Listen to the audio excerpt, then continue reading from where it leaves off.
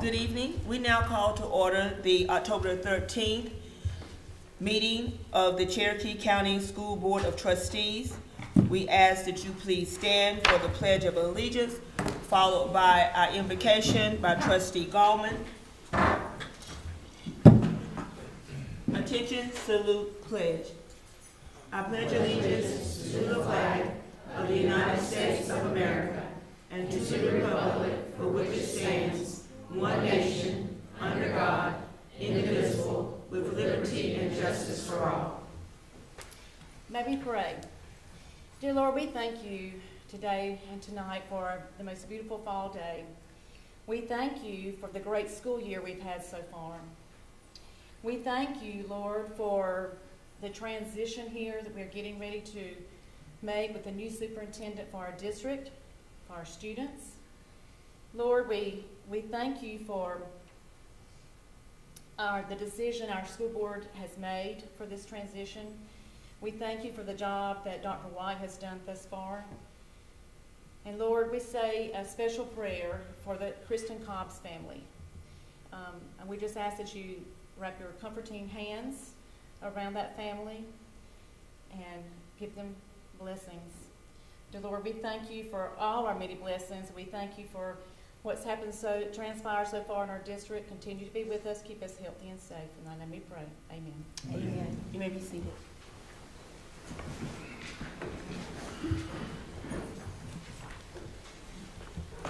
We ask for a motion to approve the board agenda.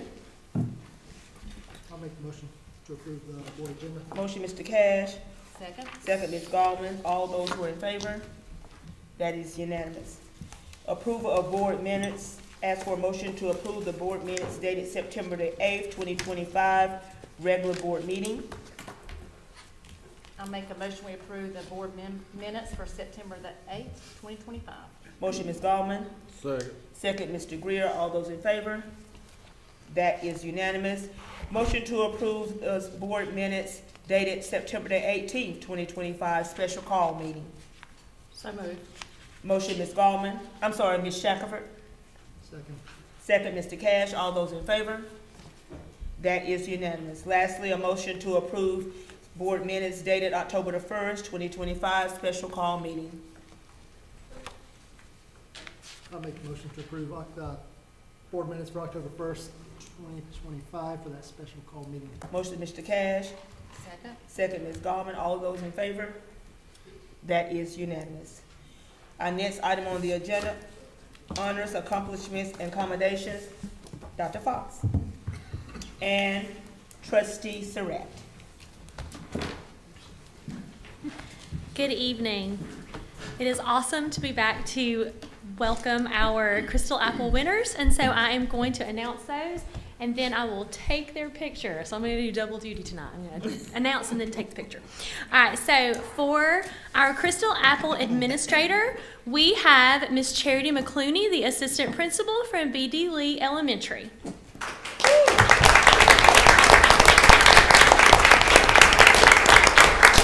Ms. McClooney embodies the qualities of an outstanding educational leader who inspires excellence in both student and staff. Ms. McClooney is a strong assistant principal who goes above and beyond administrative duties. She serves as the heartbeat of Early Learning Center, where her vision fosters academic achievement, equity, and a positive culture. We are very fortunate to have her on staff at B.D. Lee Elementary. Yes, we are. Congratulations.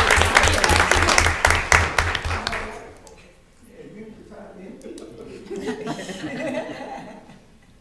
you go. Thank you.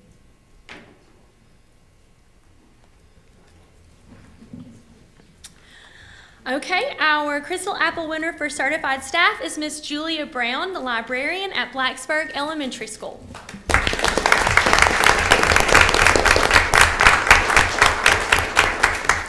Ms. Brown has been vital to the implementation of our new math curriculum and resources. Each teacher received several boxes of materials and consumables that had to be sorted. Ms. Brown spent part of her summer vacation dedicating her time to making sure everything was ready in time for our teachers. We had an error with the order, and she helped us sort out this issue with the warehouse to make sure that all of our needs were met. We are grateful to have her as a member of the Blacksburg Elementary School staff.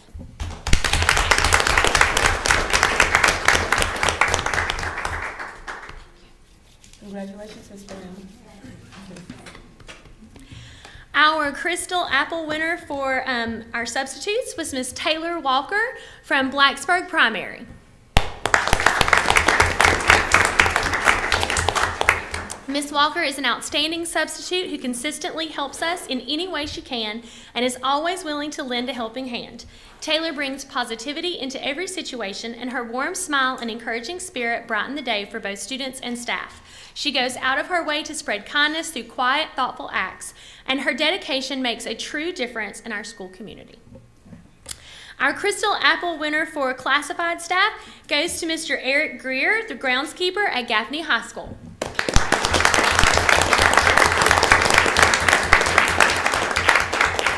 Mr. Greer is relentless when it comes to the upkeep of Gaffney High School. He has transformed our campus, putting in hours of work to keep GHS spotless.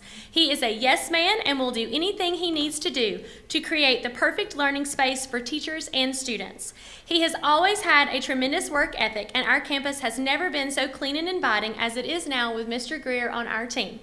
We are very blessed to have him at GHS.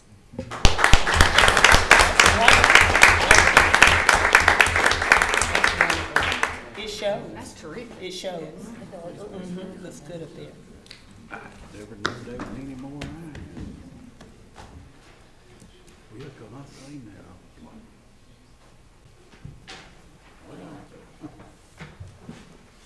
Do we have any comments from any of the board members for our honorees? Congratulations. Terrific. Absolutely. So proud of each of you. Thank you so very much for what you do for our district. Absolutely. At this time, before we go into executive session, if any of you would like to be dismissed, you may, but you're more than welcome to hang out and follow us through the rest of our meeting if that is what you wish to do.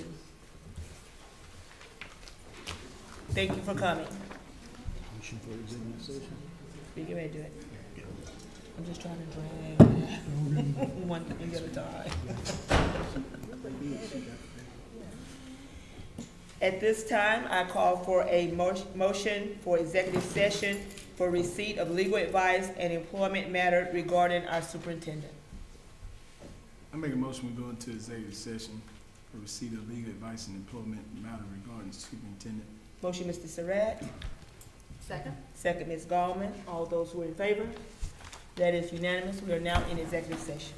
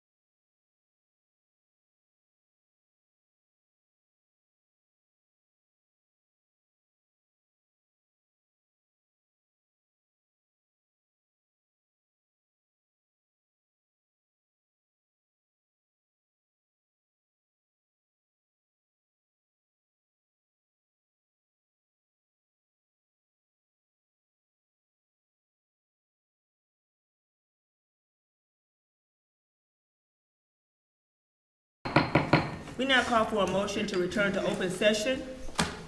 Motion to enter open session. Motion, Mr. Wilkins. Second. Second, Mr. Greer. All those in favor? That is unanimous. Item number 7, action as needed from executive session. Ms. Dawkins, I move that the board authorize you to execute an employment contract with Dr. Rashad Fitzpatrick, employing him as superintendent of the Cherokee County School District, effective January the 1st, 2026. Said contract having been prepared by the district's attorneys and reviewed by all members of the board, and providing a term of employment through June the 30th, 2029, and an annual salary of $195,000. We have a motion from trustee Surratt to enter into a contract agreement with Dr. Rashad Fitzpatrick as our superintendent for an annual salary of $195,000. Can I get a second? Second. Second, Mr. Cash. Any discussion? I'm gonna call for a vote. Mr. Cash? Aye.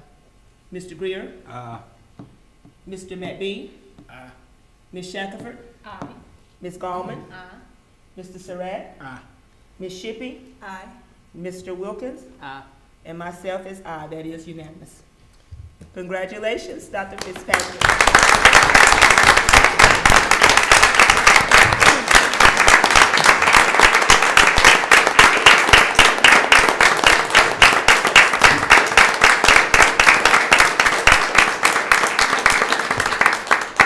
And today is his birthday, but for some strange reason, I think we're getting the gift. I don't know how that works. So, but happy birthday as well.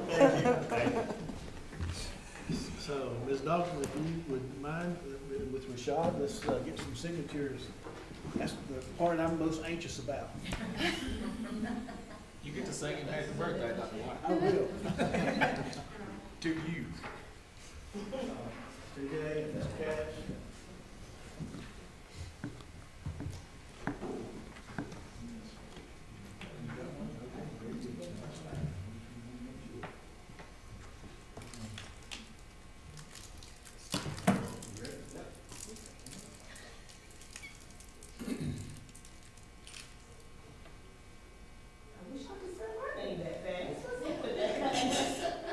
You don't probably look better.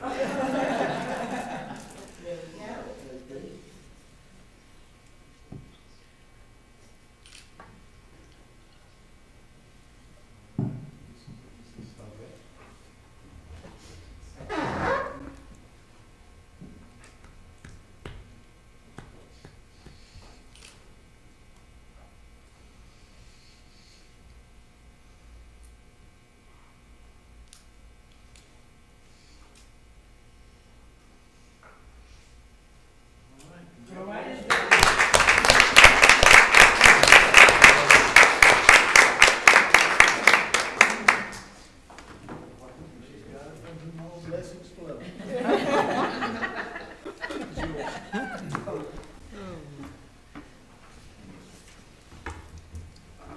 And we're so honored to have here tonight his lovely family, portion of his family, his lovely wife, Miss Crystal Fitzpatrick, his son RJ, which is Rashad Fitzpatrick Jr., and I'm never going to get this one right, Karis Fitzpatrick, his youngest son. Thank you so very much for being here tonight.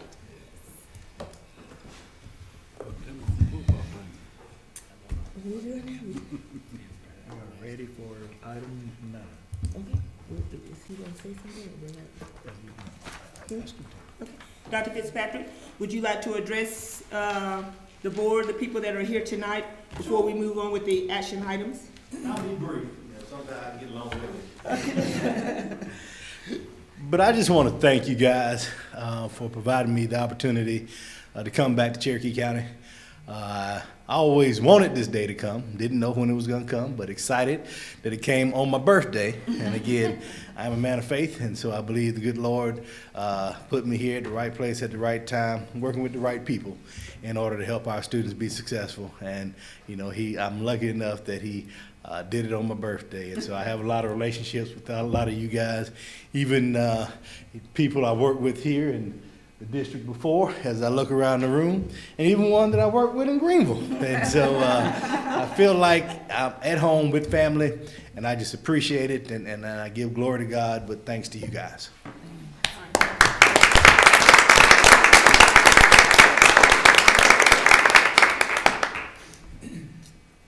A wonderful day for Cherokee County. Absolutely, absolutely. But we would be remiss if not to thank Dr. White for the guidance and leadership he has given thus far, serving as our interim much longer than he expected, but with grace, absolutely grace and wisdom. So thank you so very much, Dr. White. Thank you, guys.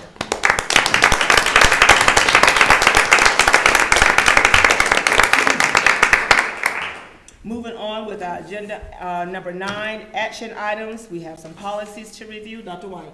Thank you, and we will start with policy BEA, live streaming policy. This is the first reading for this particular policy. It has not been through the policy committee. You all did get a copy of it in advance. It's based on the model from the state, and it is required by law, and so we will need a motion and a second to approve. So ask for a motion to approve policy BEA, live streaming of board meetings. This is the second and final reading. I make a motion we approve policy BEA, live streaming of board meetings. Motion, Ms. Gallman. Second. Second, Ms. Shackelford. Any discussion? All those in favor? That is unanimous. Okay, we've got a stream of them now. Ms. Winthorn, would you like to address each of these? JICDA. This is coming from the policy committee. It's been through. Is this first reading? Yes, first reading. Policy JICDA is the code of conduct. It is just changing some language within the policy.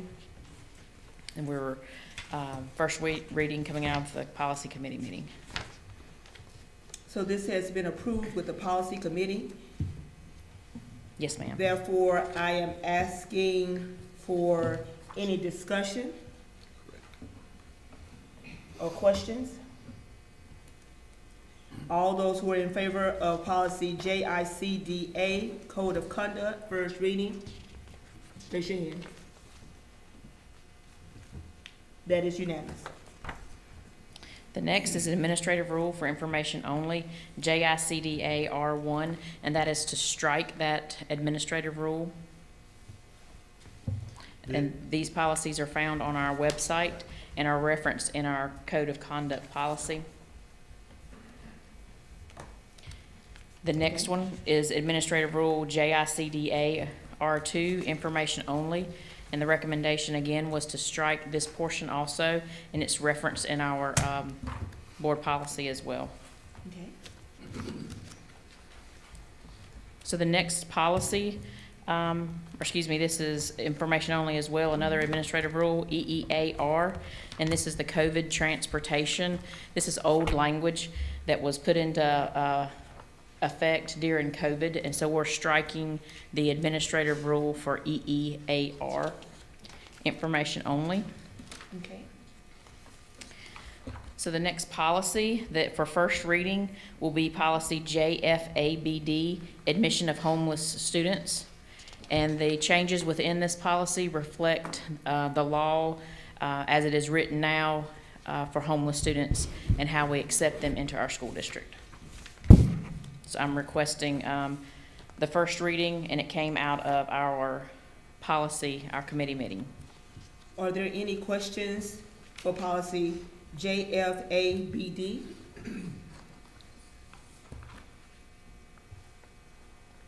No questions? All those in favor? That is unanimous. Dr. Smith? Smith, if you would speak to the next one. Oh, it's right here, okay. I was gonna say happy 30th birthday to Fitz. It's looking good. Policy GCCAA is sick bank leave. That is, we already had that on the books from 1999, but now it's required that all districts have a sick leave bank policy. Basically, what we changed here was the fact that any employee can enter each year during open enrollment. before you had to sign up when you were hired within 30 days, and then after that, you couldn't get in the sick bank. So we're going to open it up. If approved, we'll have a time period from about the middle of November to the middle of December to allow employees this year to sign up, and then going forward, it will all be in the month of October, which is open enrollment time every year. This is policy GCC, AAA, sick bank leave. Are there any questions? For the matter of discussion, while I was in policy, I had a concern with the reading of the policy stating that it was for the employee's immediate family. And then I thought we struck that, but in the policy that I received, it states that the immediate family is still children, spouse, or parent. And I just think that kind of limits what people can use their sick leave bank for. For example, Ms. Karminski, the teacher that's always at our board meeting, she called me tonight and she said her grandmother took a fall. She was having to miss the meeting tonight because she needed to take care of her grandmother. I think family, immediate family, looks different for some people. Some people it includes grandparents, some people it includes in-laws, some people it includes sisters and brothers. So I did bring that up in the policy. That's a concern of mine, that we're giving this just for children, spouse, or parent.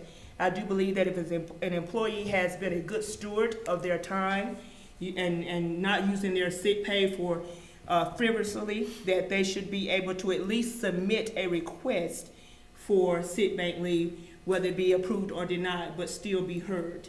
That's just my thought as one trustee. Any other discussion on that? Yeah, I agree with Ms. Dawkins. Especially when it comes to parents, it should at least say in-laws of the same degree, because, you know, a lot of people help take care of their spouse's parent, you know, especially around here. And if the spouse can't do it, you'll step in and help. I mean, I know you will with your in-law, I will with mine too. So I do think we may need to change the wording of that bullet point to, and then like Ms. Dawkins say, I know some people, their grandparents raised them, and they help see after them. So, in my opinion, I think, I'm just one person, I'm not even on that committee, but I think it should say child, spouse, parent, grandparent, sibling, or in-law to the same degree. So there's a couple of ways to expand on this if you want to. The first one is you can direct us to go back and redo the policy, or someone can make a motion to define immediate family as exactly what you all just said: spouse, children, in-laws, parents, and grandparents. Either way, we're good with. But no matter what, they have to do an application. It has to be approved by that committee. Yeah, the process hasn't changed at all. You know, we didn't change the process. And y'all can. And this was the language that was in here, which was from the model policy. And you can accept or decline the Yeah. request, right? Okay. That's right. And catastrophic's the big word. Yeah. You know, it has to be a catastrophic illness. It just can't be my grandmother's 95 and she's sick now. You know, it has to be, so that's defined. And then being a good steward of your days. Right. You know, that's a very important part of the policy too. But I know like some elderly people, you know, grandparents, they develop Alzheimer's, unfortunately. And it takes a family to take care of those people. It takes people taking turns, you know. So that's why I say it's hard to kind of just put it in such a tight circle of just being a child, spouse, or parent for me. But any other discussion or questions concerning that?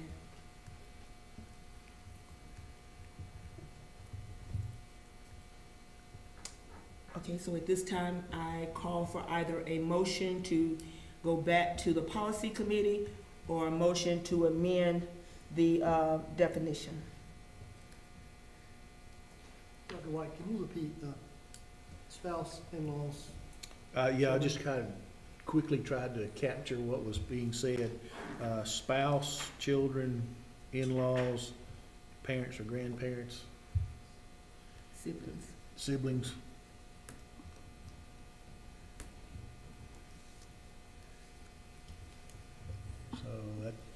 think that covers everybody. Yeah, I would like to make a motion. I can make a motion.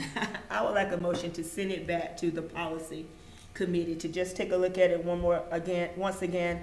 Let Dr. Smith bring it back as to how what's the process they go to either grant or deny, and then bring back to the full board. Second, Mr. Surratt. Any discussion? All those in favor? That's unanimous. All right, we can do that.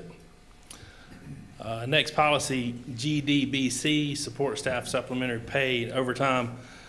This policy's been on the books too since 17, but we updated the language within 30 working days or 6 weeks of accrual as far as comp time and how it had to be taken. Okay, so that's the only thing that changed there. It is in compliance with federal fair labor standards. Yes, fair labor standards, it's in compliance there. Okay, so we call, any discussion or questions concerning policy GDBC? All those in favor? That's unanimous. We also have, Dr. White, if I can, administrative rule, which we will bring to the committee at our next meeting for GDBC. So we'll have that ready as well for that. Okay. All right. The next one is policy KF, community use of school facilities. This policy has been through the policy committee and passed there. Basically, what we're doing with this policy is bringing the policy into compliance with what we have been practicing for the last couple of years. So the original policy has one set of fees in it. The board voted to change those fees a couple of 3 years ago, and the policy was not updated.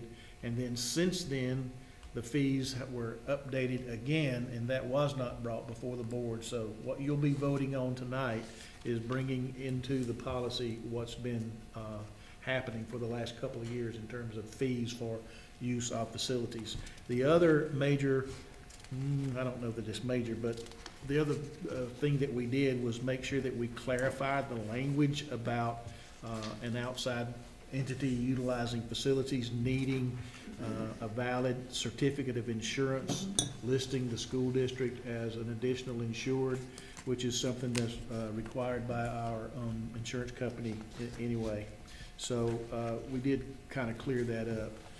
There are some administrative rules that are associated with it, and all we did was bring those rules up to the same language, and we modified the application to reflect that same language as well.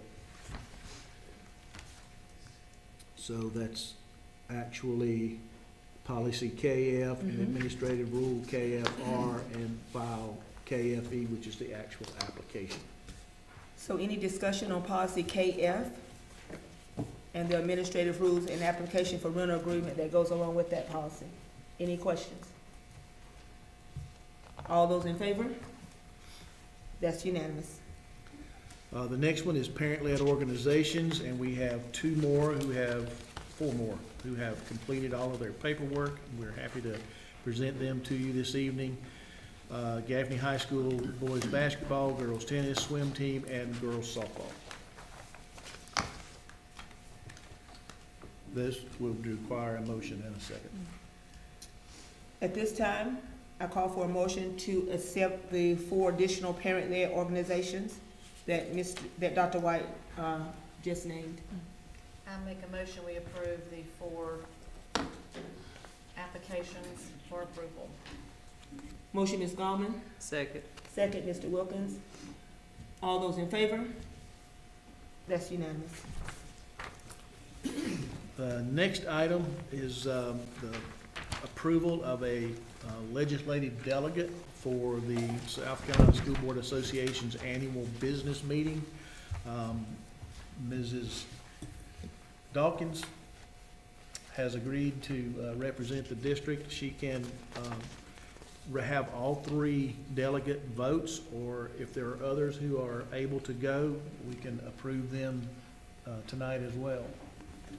So we need at least a motion to elect Ms. Dawkins and whoever else is able to go. Are there any other board members who would like to go to the delegate assembly in December? I have a family birthday that weekend, but if something was to happen, I don't mind being an alternate Okay. if something was to happen, but I trust you to go and make the decision for us.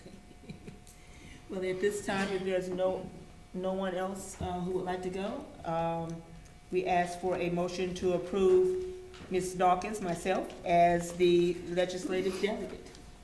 So moved. Ms. Gallman, Second. second, Mr. Wilkins. All those in favor? That is unanimous. All right. The next is capital expenditure for classroom furniture, and I want to say thank you to the maintenance, property and grounds, I never can get it right, committee for their diligent work on this. So this was presented to that committee, and they did approve it, so it's in front of you. There's approximately $2 million of unencumbered funds remaining in the FY26 general obligation bond sale for capital projects. So approval of this request will result in the purchase of about up to $400,000 of classroom furniture. Most of this will be at Gaffney Middle School. Others benefiting will be Ewing Middle School, Blacksburg Middle School. At Blacksburg Middle School, it's not the student classroom furniture so much as it is the student furniture that's in the media center. And then for Gaffney High School as well, and then at Blacksburg High School, we need some teacher desks replaced in some of the classrooms. So that's pretty much what all of this is for. And that will leave approximately $1.3 or so million left in this year's annual bond sale for capital projects. Any discussion for the capital expenditure for classroom furniture? I understand that the furniture it's not on back order, I don't guess, but it does take a while to get in, right? So It does, it yeah. really is prudent to go ahead and move on this, so we will have it in time for, it would be installed around spring break, is that? Spring break, I would think, would be the latest. Okay. We can hope for the holidays around Christmas, but I'm not optimistic about that. Gotcha. All of this furniture, the student desk stuff was all agreed upon by all four of the secondary principals. So we're standardizing that in the district, so. Thank you. Any other questions? So all those who are in favor of the capital expenditure for classroom furniture? That's unanimous. Next item, I'll get Ms. Westmoreland to help us with. We're asking for approval to provide some funding for our special needs students who are part of Project Search.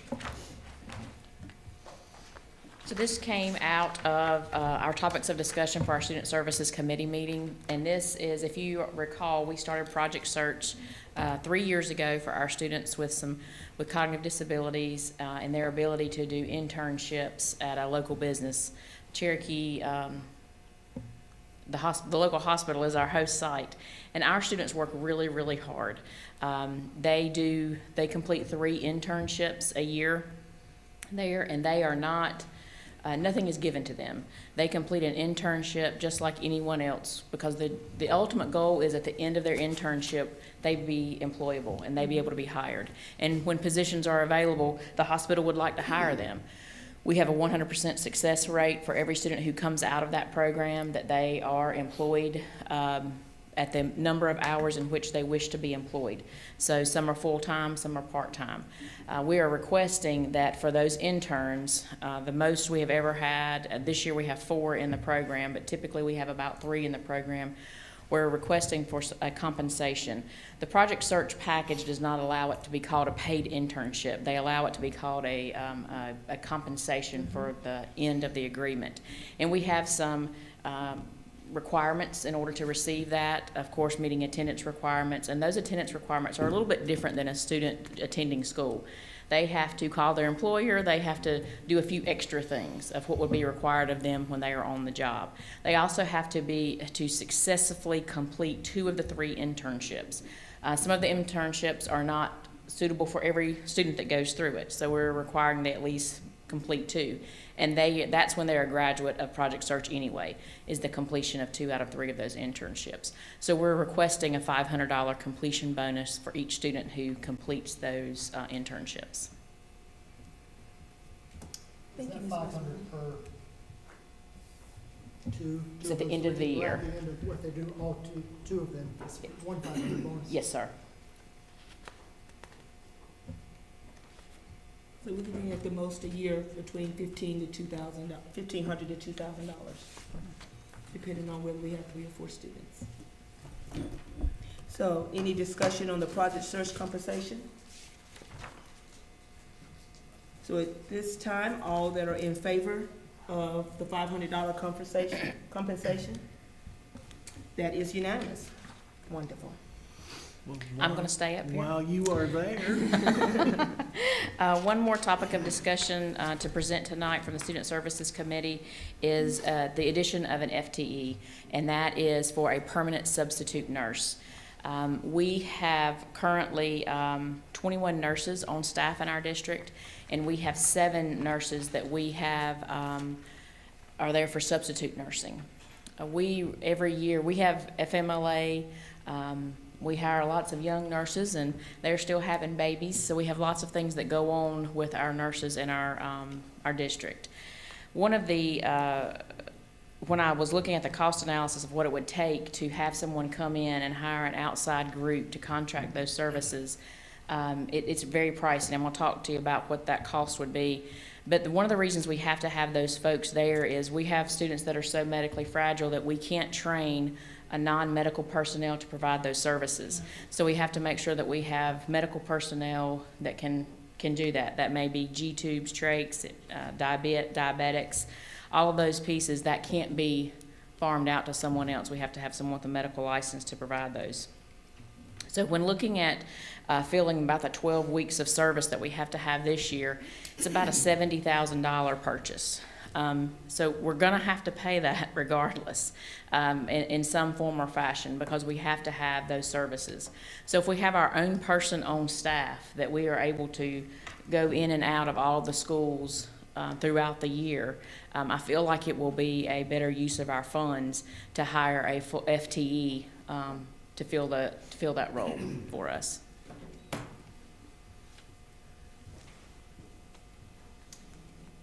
Any questions or discussion concerning the permanent substitute nurse position?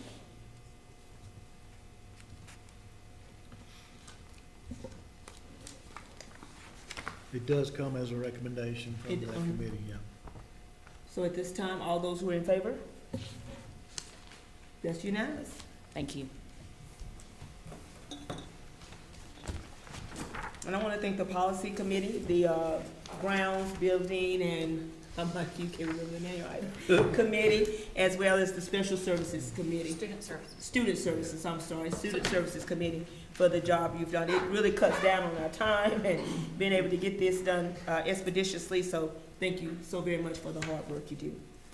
Interim superintendent report, Dr. White. Let's start with some instruction. Dr. Dukes. Before I start on the calendar, I'm going to turn it over to Dr. Root. She's going to talk a little bit about the strategic plan and where we are and our next steps.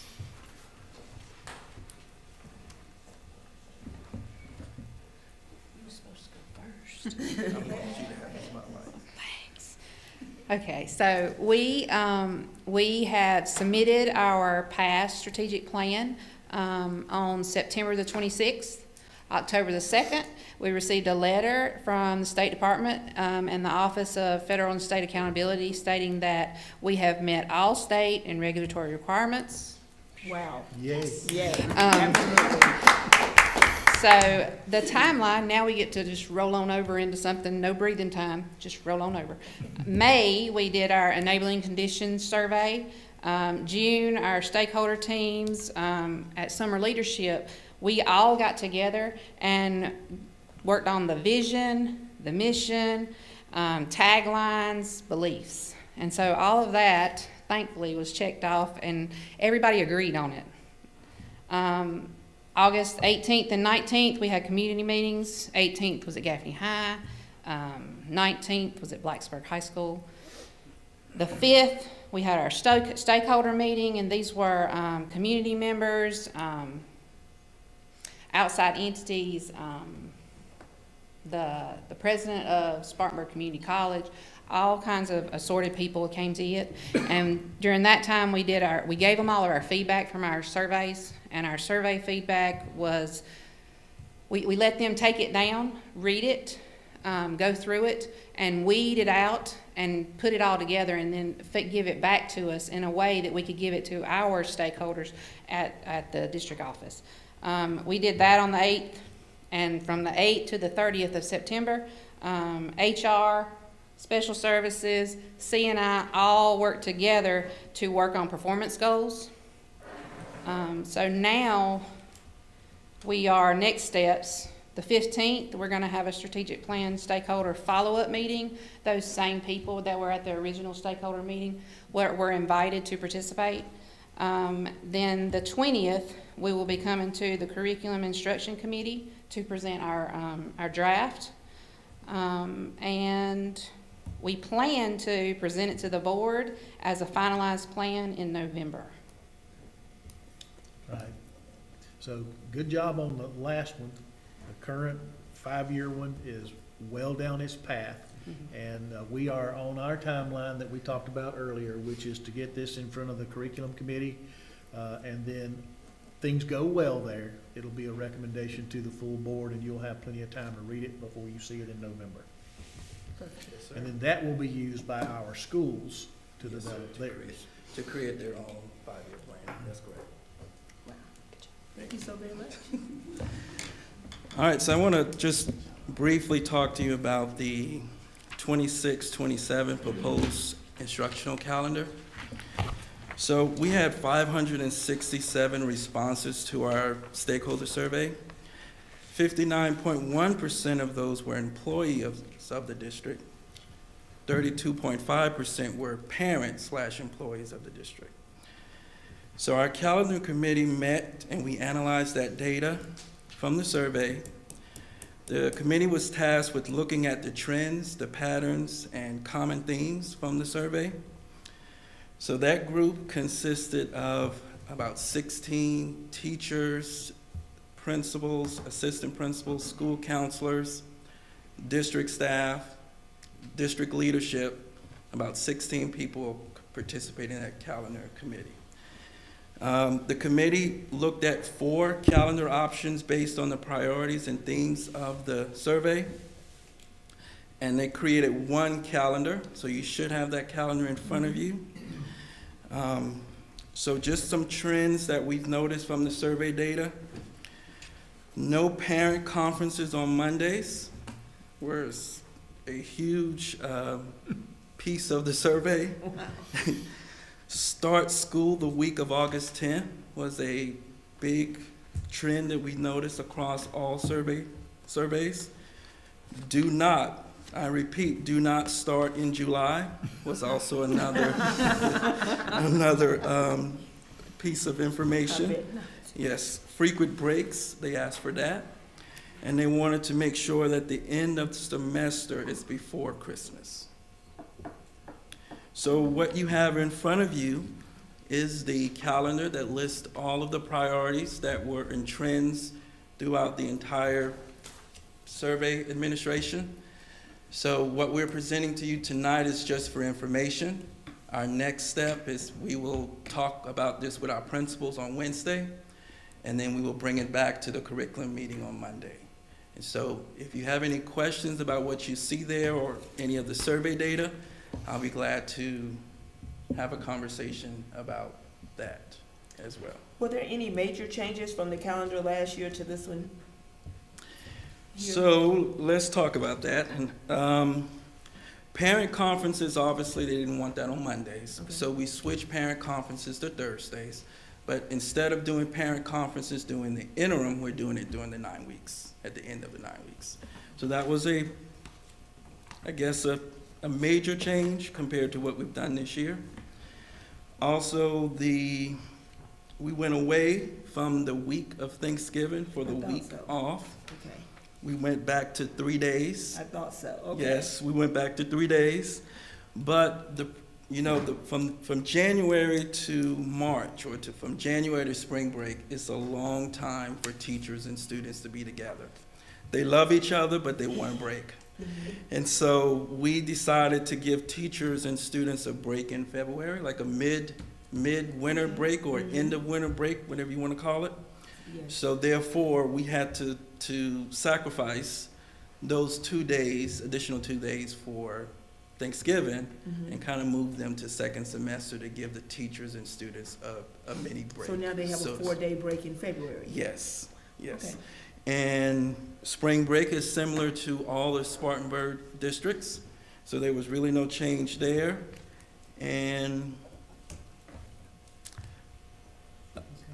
yeah, I think those were the only major changes that we had. And then we have designated on the calendar the teacher work days, because the state is now requiring us to have 2 unencumbered days before school starts for teachers. Okay. So we kind of noted that on there as well. Mr. Surratt finishes before Memorial And- Day.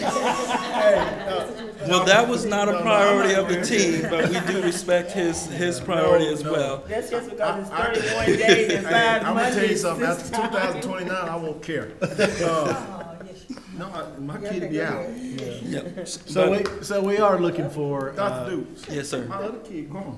Dr. Dukes, I see that, I just got a question, that the 19th and 22nd of February, I assume those are your snow makeup days, inclement weather days? So those days are at the bottom. I think it's the 19 and 22 19th to February. 22nd. And May the 28th. And Here's my question.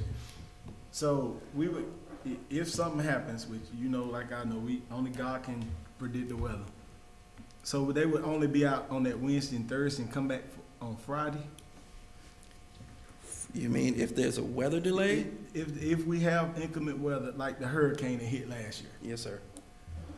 So if that's the case, they would come to school on those 2 days. Yes.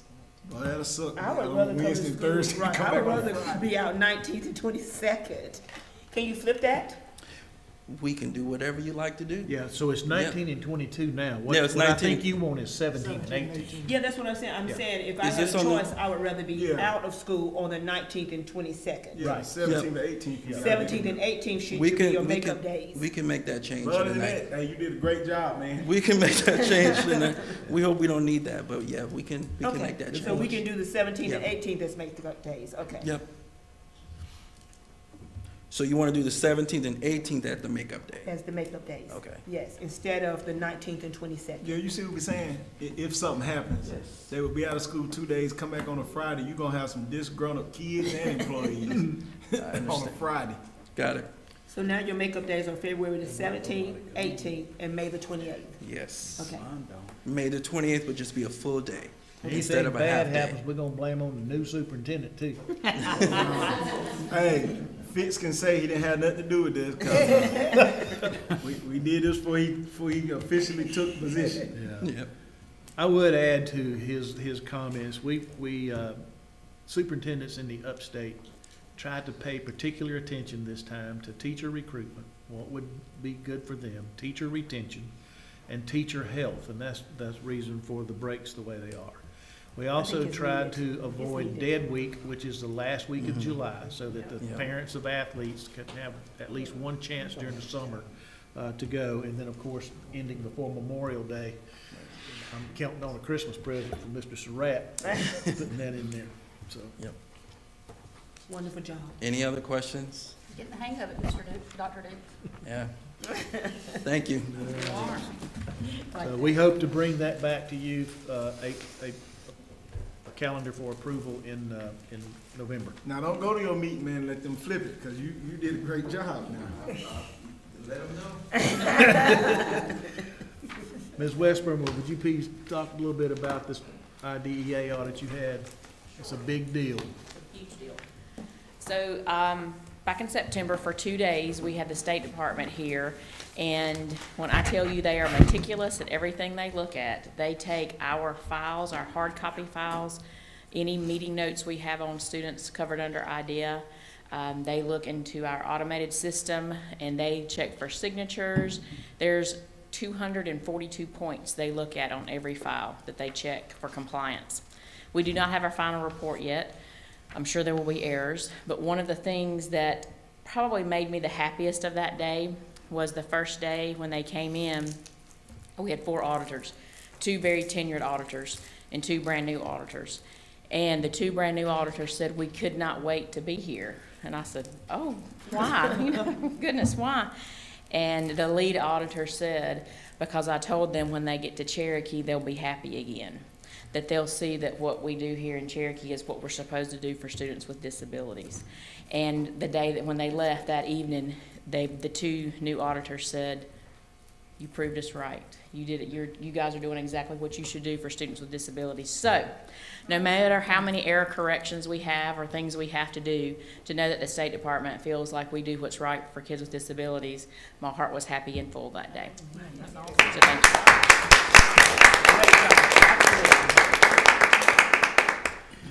Finance report is in front of you. The second page has a little more detail. The first page is the bottom line, and the bottom line is that last year we were running about $3.7 million behind. This year we are about $1.4 million ahead at this point in the game in revenue over expenditures. So that's good news. That is good. You get the hang of it too. Yeah. Thank you. Why? About the time I get the hang of it, you know, time to go. Don't you mess this up. Next is personnel. Just right quick, we have our dates for our virtual career fair. Our teacher fair will be November the 18th and November the 20th. The 18th will focus on elementary teachers, and the 20th will focus on secondary teachers. So Dr. Fox has all that worked up. We're going to present that to the principals on Wednesday. We do have a few new principals, so you know we have a script that they need to go through and all that, but we'll have them coached up and ready to go. This is the first time we're doing this in the fall. We just did it in the spring last year, which it was successful, but you know, if you can find 1 or 2, there are December graduates coming out, you know, of universities, so we want to be the first shot at them because all the other districts around us are not doing anything in the fall. They're waiting until the spring, so we'll have a jump there. This is the virtual thing? Yeah, this is virtual, Okay. yeah. I have a question. You want me to ask you any more questions? Do what now? You want me to ask you any more questions? You done said you're going to ask questions now. Go ahead. Go for it. Where are we with our non-certified staff? We're still at the number 5. We're at Those the number jobs will 5. be posted Those January jobs are 1 posted again? now. They're posted now? Yes, ma'am. So any updates or how close some of them are to earning their certification or? I've reached out to them and they've gotten back with me on their information. So I mean, I don't know what I need to discuss in public, but I have that information. I can get you. Okay then, all right. Can you get that to us or either? Yeah, no, maybe I can maybe get an that. executive session at our Yeah, next we're gonna meeting have or whatnot? a personnel committee meeting. Okay, I'll be All prepared. right. Yeah. sounds So, great. But yeah, we've gotten that information. But those jobs are still posted? Yeah, the questions we asked were, you know, what are you doing right now for your certification? Are you in any tutoring? Are you taking any classes to help there? What can we do as a district? What tests do you have scheduled coming up? You know, your practice PLT. So that's the information that we gathered them, and we have it right now. All 5 have gotten that back to us. Perfect. Thank you so very Okay. much. Anything else? Good question. Quick update on operations. A lot of detail was given to the Maintenance, Property, and Grounds Committee. Basically, everything that we had talked about last spring and through the summer is either done or on track. And the baseball, softball fields at both places, both locations are on schedule still and on budget still. Anything else for operations? Calendar of events, you have 2 different calendars, one from the instructional department and the other is some key dates that I laid out for you there. Budget and Personnel Committee meeting on Monday at 1 p.m. That same Monday, October 20th, the Curriculum Committee meets. Monday, the 27th of October will be, that's the next opportunity for a board meeting. and I'm sure we'll be in touch with you about that. On Monday, November 10th, that board meeting, among the things that we will have for you is President of Spartanburg Community College, Dr. Makota, will be here to share plans for this campus over in Gaffney, share those plans with you. And of course, as we spoke earlier, we'll be hopefully bringing you the 5-year strategic plan for your approval as well at that November meeting. And that's our report.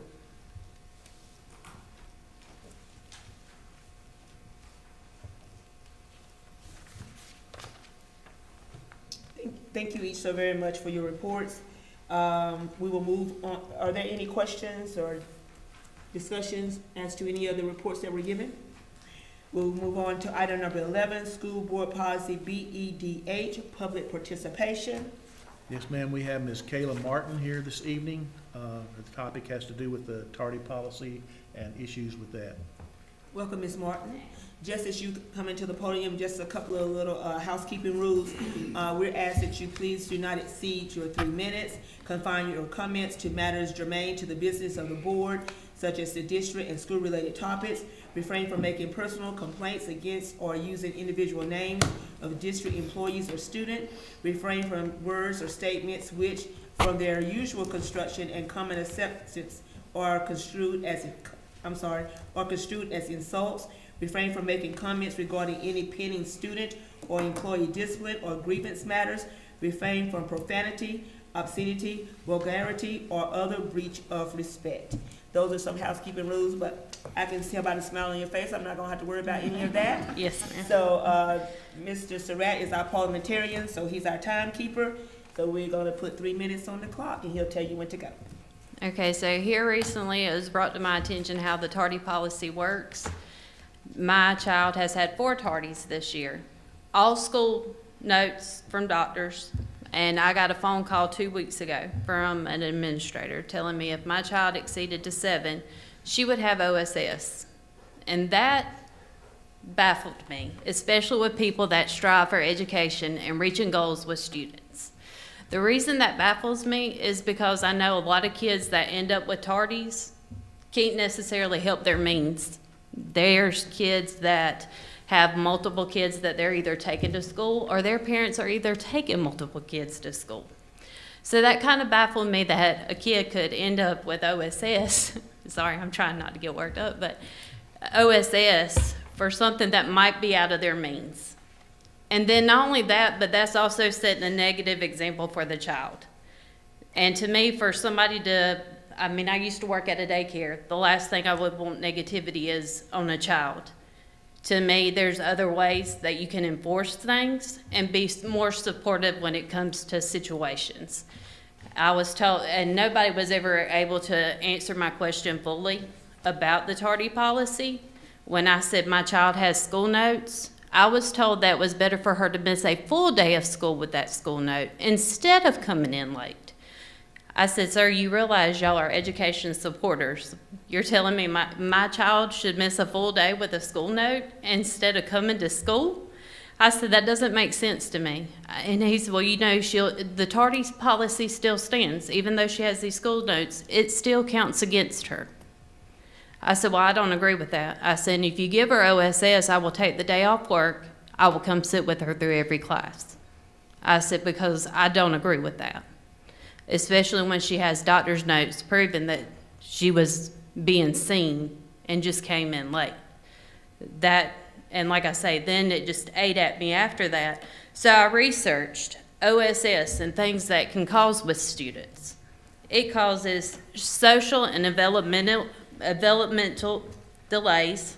It causes cognitive skills to end up not being sound. Children who experience OSS may face challenges in cognitive development, including difficulties in understanding emotions and social norms, which can hinder their theory of mind and executive function skills. Learning opportunities. The suspension of children, when you suspend the child, do y'all realize I had a child that had OSS a few times last year. Y'all realize those teachers don't all the time put the work on the page like they should? So even though they have OSS, guess what? When they come back to school, they're still behind. because the teacher neglected to put the work on the computer for him. So that was another issue. I said to myself, I said, this does not sit well with me. And the more I pondered on it, and the more that I thought about how people are supposed to be for education, the more it baffled me that it goes straight to OSS instead of, and then they told me, well, they get 7. I said, I understand that. I said, I know that's a lot. But then I got to thinking, I said, a lot of these students, like I say, either take multiple siblings to school, or their parent is taking multiple siblings and them to school. And Ms. that, Martin, that is time. I'm sorry. I'm 2 minutes sorry. go by quickly, but thank you so very much for expressing your concern. If you think there's an issue with the policy, that is for the policy. We have a policy committee that can take a look at that policy. But thank you again you're welcome. for asking to be heard.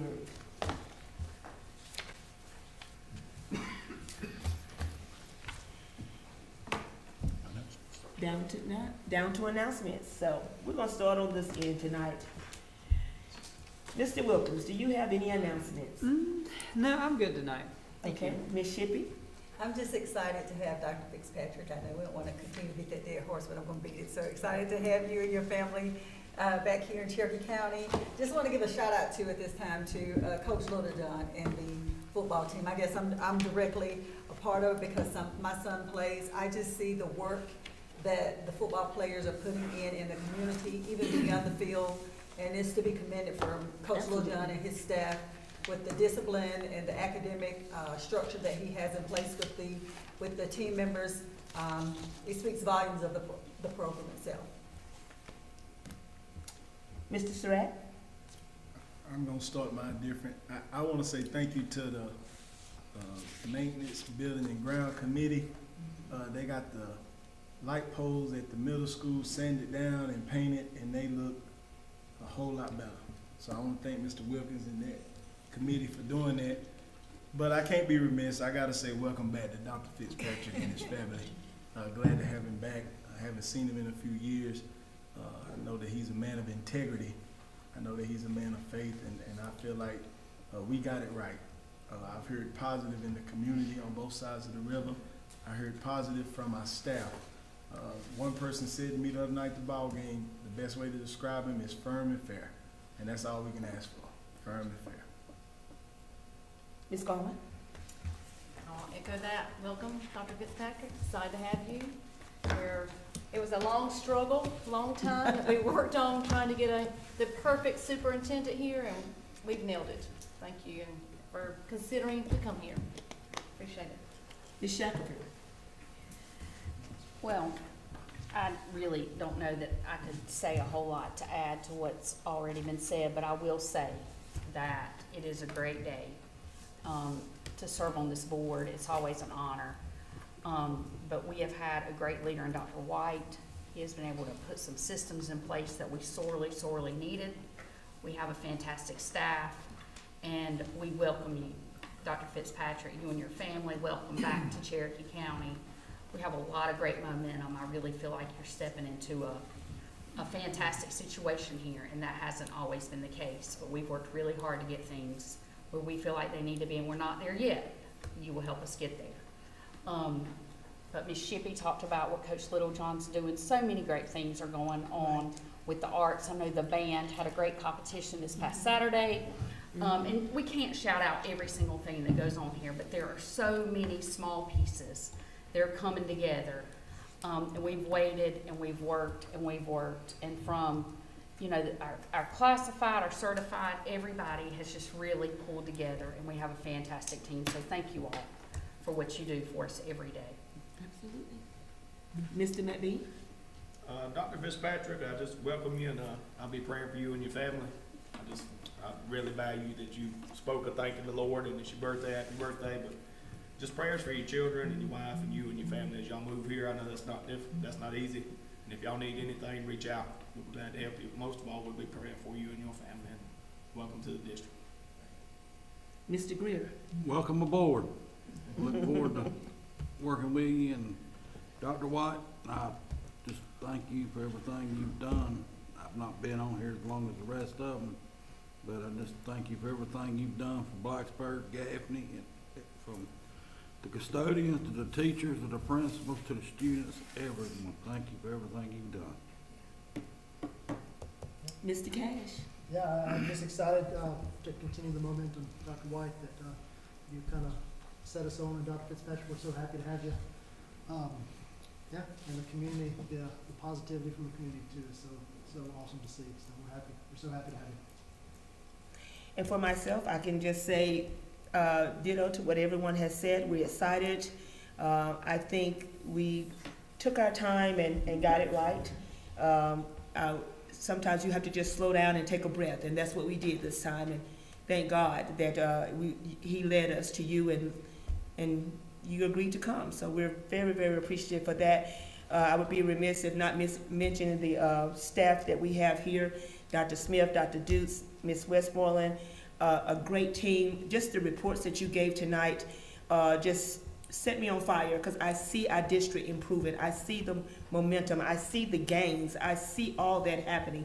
So I can't wait. I was so disappointed that the report cards did not come out today as promised. Now we're having to wait till November, but I'm just in anticipation that we're going to see some great changes and some great momentum there. So I think the district is moving, and I think by us working together collaboratively and collectively that we're making some great changes in this district. So to this board, I would say to each of you, just keep up the good work, keep praying, and keep listening to your constituents, and keep doing what is best for our students, because they are first. Always put the student first, and we cannot fail. And I think that's what we did when we selected Dr. Fitzpatrick as our superintendent. We put the students and the staff first. So welcome. Well, we cannot not let Dr. TDW say something. I will say this, Dr. Fitzpatrick, you are coming into a situation where you have a board of trustees who is a great group of folks to work with. Their value system is going to be aligned with yours. They care very much about the students in this district. They place teachers at a very high priority, and you're going to find that a great group to work with. You're going to have a community that's very interested in making things as good as they can possibly be in this school district. And when they, just like tonight, when they identify things that we need to look at, they'll bring them to your attention. And the community is very much appreciative of what happens each day with instruction. You'll find a group of teachers who are eager to have students do really well in the student achievement area. And of course, you've got a team of administrators around you who will be very supportive and are looking forward to your leadership, as am I. It's been a great honor for me to be able to come back to this county, to Cherokee County, where I was born and raised, and hopefully at least not mess things up, and if possible, make a little bit of a contribution. And I've appreciated the opportunity to be able to do that. And again, I just want to say what an honor it was. So, welcome aboard. An honor it still is. You got some more time now. That's true. Like you're going out the door today. At this time, we call for a motion to adjourn. So moved. Ms. Shackford? Second. Second, Ms. Gallman. All those in favor? We stand adjourned.